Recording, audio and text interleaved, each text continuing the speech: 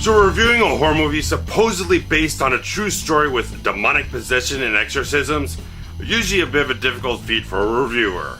And Scott Derrickson, the director of Sinister, has given me one to really sink my teeth into with Deliver Us from Evil.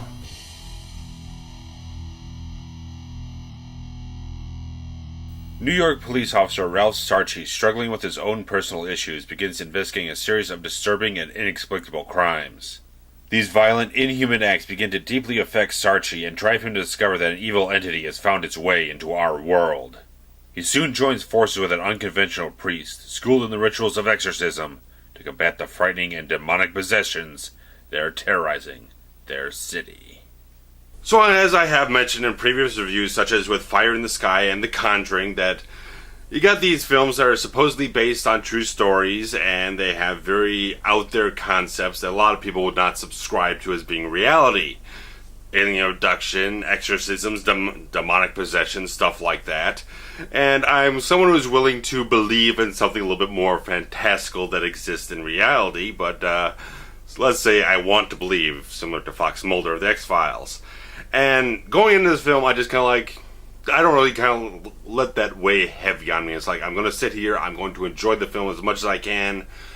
But if I come into a problem with the film, I kind of have that in the back of my head, trying to interlock it with the how things are going on. It's like the constriction of artistic freedom you can have with something that is supposedly based on true events, that you can't go too far outside of the box of what the accounts actually were. So with this film, because I love Sinister. I saw Sinister in the theater, and that movie just got me all wrapped up in knots. The film was suspense on top of his game. I thought Scott Derrickson did a tremendous job directing that film.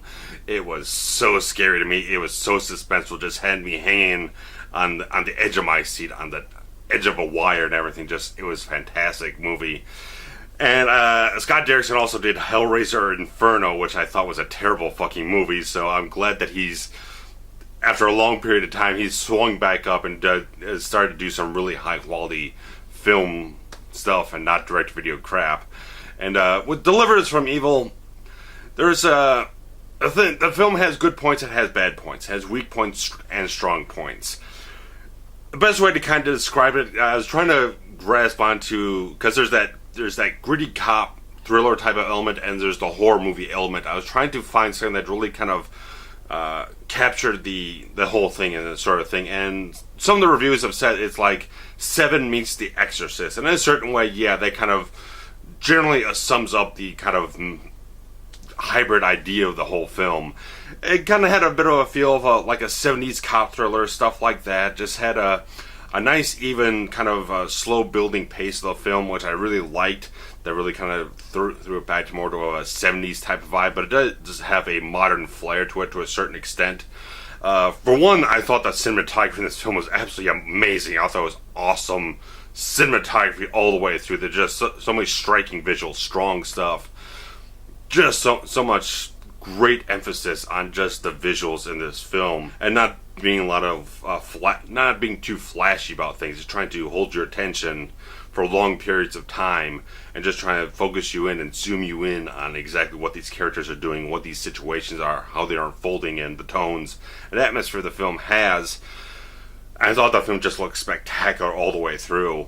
One of the things I was a little because getting right to the horror element of the whole film, there's strong points, there's weak points in that realm, because the film does start out very strongly into a very dark and dangerous type of cop thriller type of thing. That I like that the cinematography just has that darker pitch to it and everything. Because Sinister, I don't know if maybe Derrickson did this, because in Sinister, one of the big complaints people have is that the film was just so heavily dark.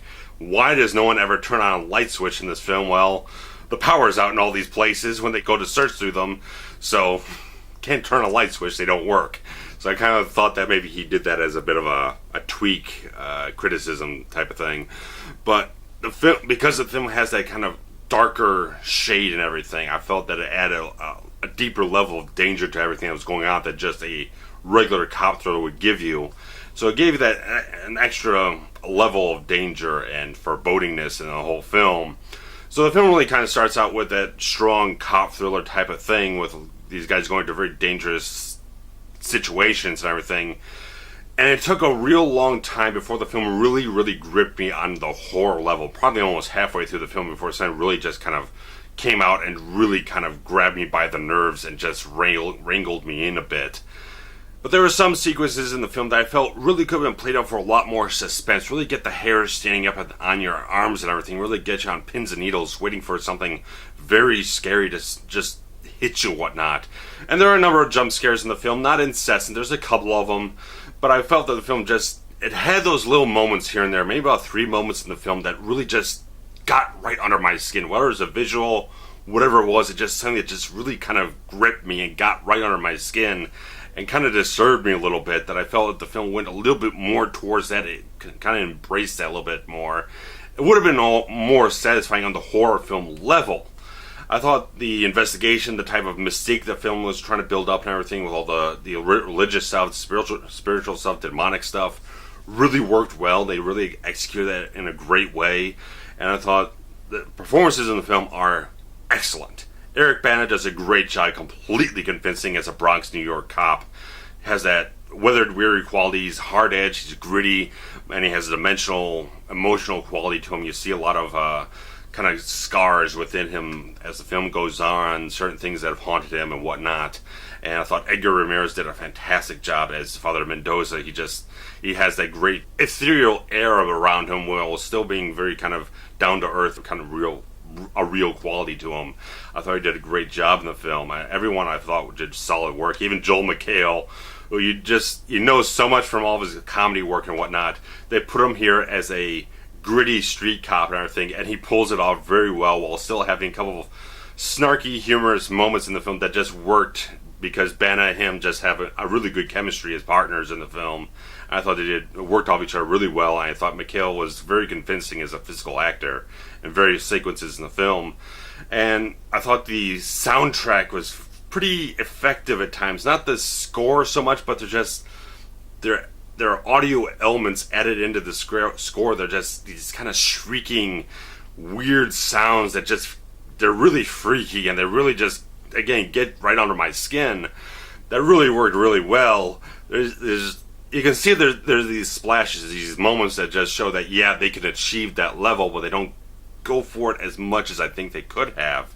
But the film does have that kind of a split dynamic in the film. You got all the cop thriller elements, you got Sergeant Sarchi's home life and everything, the really strained relationships there, and then you got all the fantastical horror elements going on around everything, threading through everything. But like I said, it took quite a bit of time really before it really felt like it was really trying to focus in on as a horror movie, and it just wanted to grip me a little bit more earlier on. And I'll say that like the last 40 minutes of the film, it really kind of lost me a little bit, because once it kind of set itself into much more of a horror-centric type of story, in that last 40 minutes where it's kind of amping up to that third act and getting into the third act itself, it really kind of lost what I was really kind of liking in the film, the mystique, the really kind of dark and devilish type of stuff going on, and became much more of a physical combat conflict type of stuff in one long sequence. And then it goes into the exorcism type of stuff, which any horror movie fan has seen an exorcism movie or two, whether it is The Exorcist. I've seen The Exorcist, Exorcist 3, The Conjuring last year. I've seen Constantine, which had an exorcism in it, and various other things in horror that have utilized that type of idea. And it's not saying that it's something that you can do. Like in The Conjuring, I thought everything in The Conjuring from James Wan was absolutely pitch perfect. It just scared the shit out of me in that film. Everything works superbly. In this film, it feels like they're not trying to really do anything new with the whole exorcism idea or whatnot.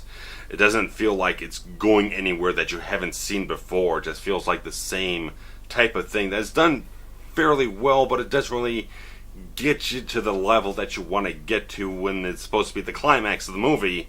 And like I said, The Conjuring had the exact same type of template where it was the exorcism at the end of the film, but it was done in such a fantastical, large-scale type of really tension ramped up type of affair where you got your fingernails digging into the armrest of your theater seat and everything, just really getting into that level.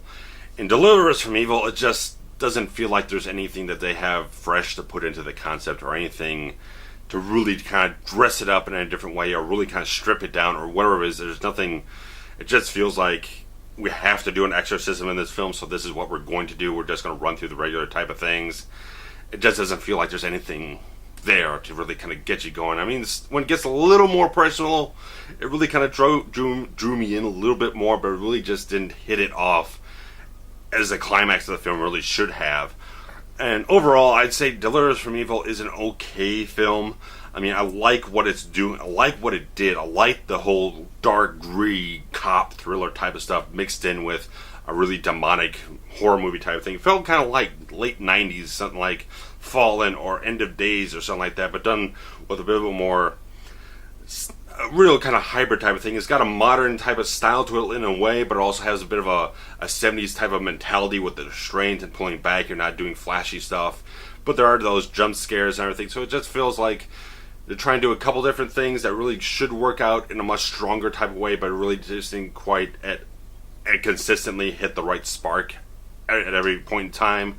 Like I said, the fantastic performances just did a lot for me just when I saw Edgar Ramirez in this film, and whenever the film just kind of lost me a little bit, his character just kind of like had a gravity to him that just kind of drew me in a little bit more, because he's that priest that has just a very fascinating quality to him and everything that just kind of drew me in, pulled me back into the qualities of the film that I liked, that was exploring everything. So I would say, if you want to see the film theatrically, I'd say go for a matinee like I had to do and everything.